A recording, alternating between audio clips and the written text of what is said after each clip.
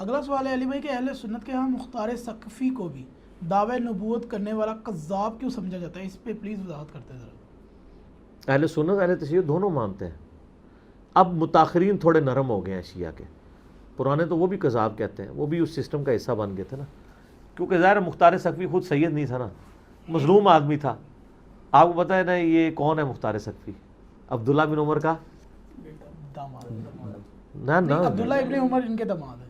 نہیں نہیں نہیں بہنوئی ہیں، ٹھیک ہے، اور ان کے والد صحابی ہیں.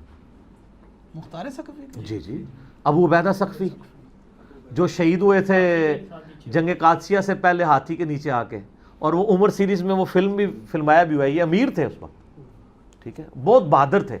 یہ غسل شہادت کر کے گھر سے نکلا کرتے تھے، اللہ نے ان کو شہادت کے درجے تک بھی پہنچایا. ابو عبیدہ ثقفی، ان کا بیٹا تھا مختار بن ابو عبیدہ ثقفی.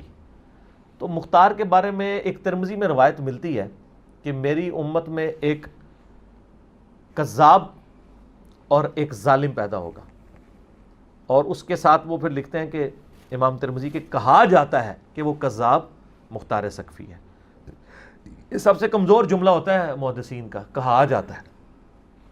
کہا جاتا تو بہت کچھ غلط ہے، سنا کے سننی، سند نہیں انہوں نے بیان کی.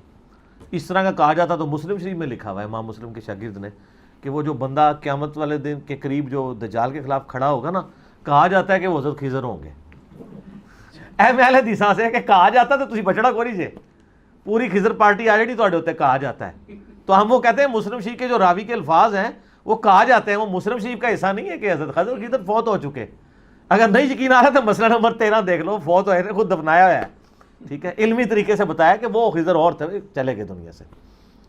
تو مسلم شریف میں ایک حدیث ہے کہ اسما بنت ابی بکر نے حجاج بن یوسف سے کہا تھا کہ کذاب ہم دیکھ چکے اور ظالم تو ہے.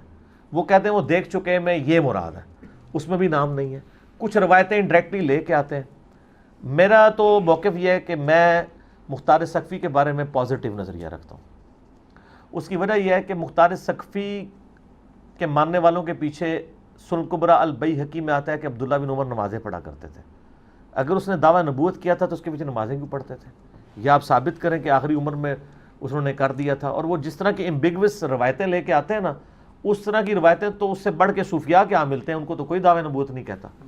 یہ یاد رکھیے گا مختار ثقفی نے آل امیہ کی بیج کنی کی تھی، اس کے حاسدین بہت تھے، اس لیے پوری کوشش کی ہے اس کے مخالفین نے گھڑنے کی ایسی باتیں کہ ان کو بدنام کیا جائے.